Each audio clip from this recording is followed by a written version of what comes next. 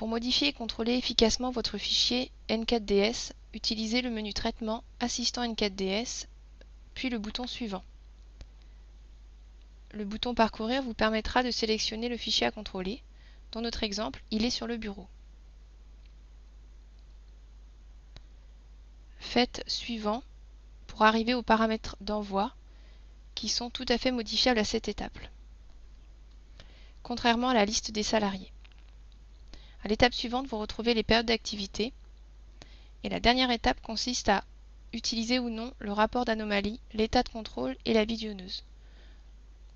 Dans notre cas, nous choisirons d'utiliser les trois outils. Premier aperçu, le rapport d'anomalie qui détaille les erreurs détectées.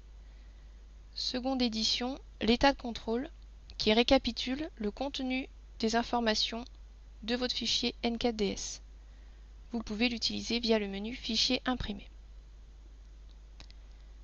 Nous allons dorénavant corriger notre erreur. Celle-ci est liée au code NAV de l'établissement. Grâce à la visionneuse, c'est très simple. Il suffit de repérer la rubrique concernée. Dans notre cas, S80 G01 00 006. Un simple double-clic permet d'ouvrir la rubrique et d'accéder aux informations. Attention, pour valider votre correction, pensez à bien utiliser la touche Entrée de votre clavier, puis le bouton OK en bas de la fenêtre. Nous allons maintenant rééditer le document de contrôle grâce au premier bouton. La mention néant nous indique qu'il ne subsiste aucune erreur.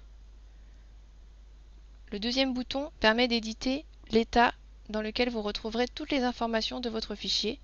Et le troisième bouton permet de mettre à jour votre fichier. Pensez bien à quitter la fenêtre de cette façon.